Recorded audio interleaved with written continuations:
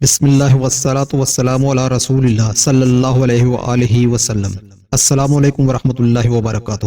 عصا حضرت موسیٰ علیہ السلام کی وہ مقدس لاٹھی ہے جس کو عصائے موسیٰ کہتے ہیں۔ اس کے ذریعے آپ کے بہت سے ان معجزات کا ظہور ہوا جن کو قرآن مجید نے مختلف عنوانوں کے ساتھ بار بار بیان فرمایا ہے۔ حضرت موسیٰ علیہ السلام کی وہ مقدس لاٹھی ہے جس کو عصائے موسیٰ کہتے ہیں۔ اس کے ذریعے آپ کے بہت سے ان معجزات کا ظہور ہوا جن کو قرآن مجید نے مختلف عنوانوں کے ساتھ بار بار بیان فرمایا ہے۔ اس مقدس لاٹھی کی تاریخ بہت قدیم ہے جو اپنے دامن میں سینکڑوں ان تاریخی واقعات کو سمیٹے ہوئے ہے جن میں عبرتوں اور نصیحتوں کے ہزاروں نشانات ستاروں کی طرح جگمگا رہے ہیں، جن سے اہل نظر کو بصیرت کی روشنی اور ہدایت کا نور ملتا ہے۔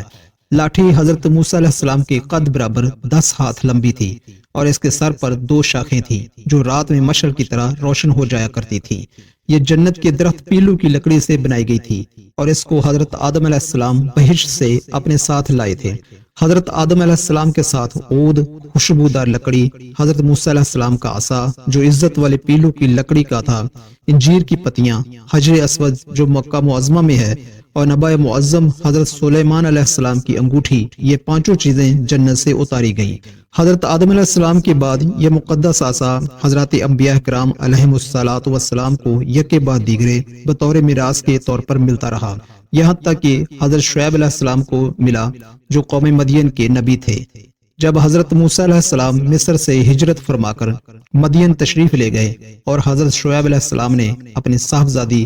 حضرت بی بی صفورہ رضی اللہ تعالی عنہا سے آپ کا نکاح فرما دیا اور آپ 10 برس تک حضرت شعیب علیہ السلام کی خدمت میں رہ کر آپ کی بکریاں چراتے رہے۔ اس وقت حضرت شعیب علیہ السلام نے حکم خداوندی کے مطابق آپ کو یہ مقدس عصا عطا فرمایا۔ پھر جب آپ اپنی زوجہ محترمہ کو ساتھ لے کر مدین سے مصر اپنے وطن کے لیے روانہ ہوئے اور وادی مقدس مقام طوا میں پہنچے تو اللہ تعالیٰ نے اپنی تجلی سے آپ کو سرفراز فرما کر منصب رسالت کے شرف سے سر بلند فرمایا۔ اس وقت اللہ تعالیٰ نے آپ سے جس طرح کلام فرمایا، قرآن مجید نے اس کو اس طرح بیان فرمایا کہ یہ تیرے داہنے ہاتھ میں کیا ہے اے موسیٰ؟ عرض کی کہ یہ میرا عصا ہے، میں اس پر تکیہ لگاتا ہوں اور اس سے اپنی بکریوں پر پتے جھاڑتا ہوں اور میرے اس میں اور کام ہیں۔ حضرت موسیٰ علیہ السلام اس مقدس لاٹھی سے کام نکالتے رہے،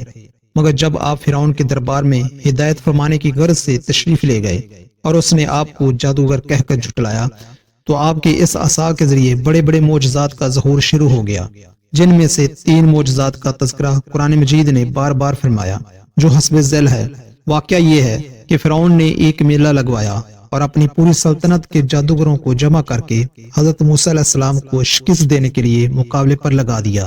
اور اس میلے کے ازدحام میں جہاں لاکھوں انسانوں کا مجمع تھا، ایک طرف جادوگروں کا ہجوم اپنی جادوگری کا سامان لے کر جمع ہو گیا اور ان جادوگروں کی فوج کے مقابلے میں حضرت موسیٰ علیہ السلام تنہا ڈٹ گئے۔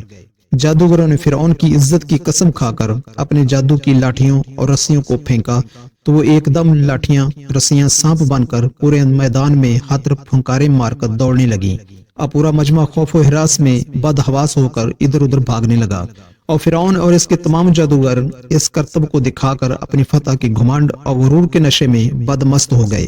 اور جوش شادمانی سے تالیاں بجا بجا کر اپنی مسرت کا اظہار کرنے لگے کہ اتنے میں ناگہاں حضرت موسیٰ علیہ السلام نے خدا کے حکم سے اپنی مقدس لاٹھی کو ان سانپوں کے ہجوم میں ڈال دیا تو یہ لاٹھی ایک بہت بڑا اور نہایت ہیبت ناک اژدہا بن کر جادوگروں کے تمام سانپوں کو نگل گیا۔ یہ معجزہ دیکھ کر تمام جادوگر اپنی شکست کا اعتراف کرتے ہوئے سجدہ میں گر پڑے اور بآواز بلند یہ اعلان کرنا شروع کر دیا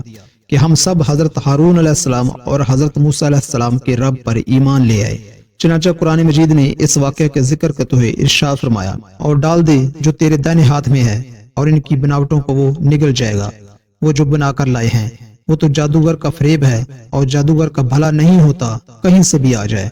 تو سب جادوگر سجدے میں گر گئے، بولے ہم اس پر ایمان لے آئے جو ہارون اور موسیٰ کا رب ہے۔ عصا مارنے سے چشمے جاری ہو گئے۔ بنی اسرائیل کا اصل وطن ملک شام تھا، لیکن حضرت یوسف علیہ السلام کی دور حکومت میں یہ لوگ مصر میں آ کر آباد ہو گئے اور ملک شام پر قوم عمالقہ کا تسلط اور قبضہ ہو گیا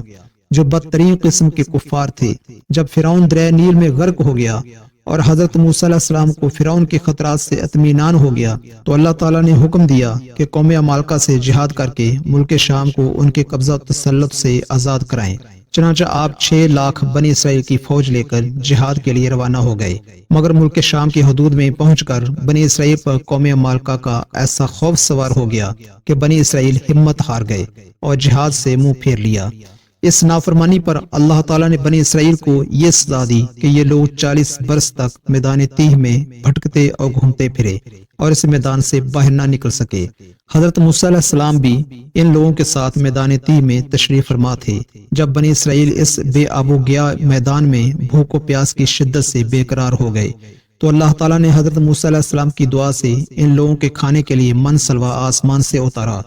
من شہد کی طرح ایک قسم کا حلوہ تھا اور سلوا بھنی ہوئی بٹیریں تھیں۔ کھانے کے بعد جب یہ لوگ پیاس سے بے تاب ہونے لگے اور پانی مانگا تو حضرت موسیٰ علیہ السلام نے پتھر پر اپنا عصا مار دیا تو اس پتھر میں 12 چشمے پھوٹ کر بہنے لگے اور بنی اسرائیل کے 12 خاندان اپنے اپنے ایک چشمے سے پانی لے کر خود بھی پینے لگے اور اپنے جانوروں کو بھی پلانے لگے اور پورے 40 برس تک یہ سلسلہ جاری رہا۔ یہ حضرت موسیٰ علیہ السلام کا معجزہ تھا جو عصا اور پتھر کے ذریعے ظہور میں آیا۔ تو موسیٰ علیہ السلام ایک مدت دراز تک فرعون کو ہدایت فرماتے رہے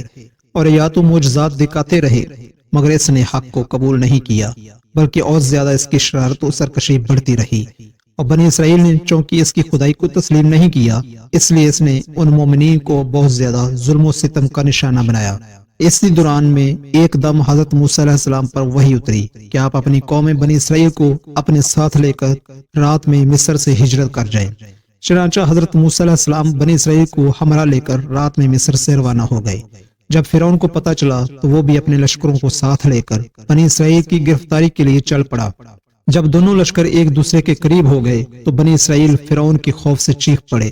کہ اب تو ہم فرعون کے ہاتھوں گرفتار ہو جائیں گے، اور بنی اسرائیل کی پوزیشن بہت نازک ہو گئی کیونکہ ان کے پیچھے فرعون کا خون خوار لشکر تھا اور آگے موجیں مارتا ہوا دریا تھا۔ اس پریشانی کے عالم میں حضرت موسیٰ علیہ السلام مطمئن تھے اور بنی اسرائیل کو تسلی دے رہے تھے۔ جب دریا کے پاس پہنچ گئے تو اللہ تعالیٰ نے حضرت موسیٰ علیہ السلام کو حکم فرمایا کہ تم اپنی لاٹھی دریا پر مار دو۔ چنانچہ جو ہی آپ نے دریا پر لاٹھی ماری تو فوراً ہی دریا میں 12 سڑکیں بن گئی اور بنی اسرائیل ان سڑکوں پر چل کر سلامتی کے ساتھ دریا سے پار نکل گئی۔ فرعون جب دریا کے قریب پہنچا اور اس نے دریا کی سڑکوں کو دیکھا تو وہ بھی اپنے لشکروں کے ساتھ ان سڑکوں پر چل پڑا، مگر جب فرعون اور اس کا لشکر دریا کے بیچ میں پہنچا تو اچانک دریا موجیں مارنے لگا اور سب سڑکیں ختم ہو گئیں اور فرعون اپنے لشکروں سمیت دریا میں غرق ہو گیا، اور اسی طرح فرعون اپنے انجام کو پہنچا۔